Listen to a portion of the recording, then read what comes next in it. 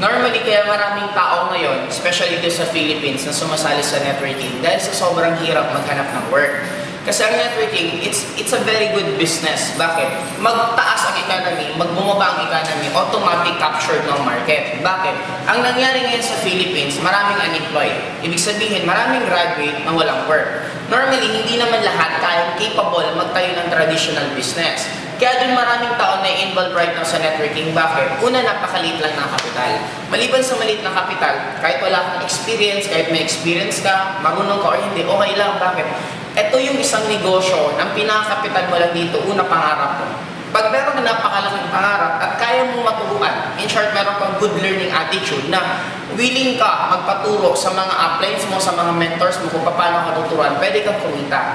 Ang good thing kasi dito, kung i-compare ko lang sa employment, for you to get your dreams, normally it will take you more than 40 years. Bakit? Pag empleyado ka, nakakuha lang sila normally ng milyon after nilang after nilang mag-retire. Ngayon, at age of 20 to 25 years old, automatic, dapat meron ng stable job. Yun ang normally ginagawa. Dapat ganitong edad, meron ka ng stable na trabaho. After dito, malalaman mo lang or makakuha ka ng milyon after 40 years.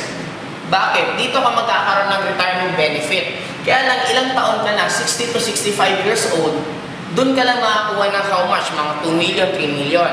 Ang dilemma naman sa ganito, paano mo pa mai-enjoy yung pera mo kung normally at that age, saka ka lang makakuha ng milyon? The good thing about networking, ito 40 years plan sa empleyado. Sa networking, may tinatawag kami 4-year plan. Anong ibig sabihin ng 4-year plan?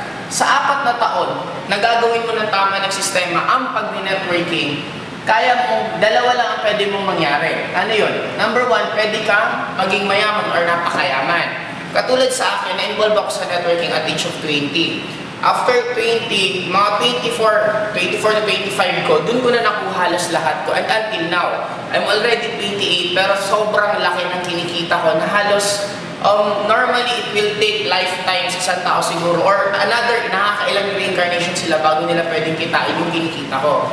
Ang kagandahan sa akin, sa 4 years lang na halos hirap, pagod, sipag na ginawa ko and automatic lahat nakuha ko because of sa networking.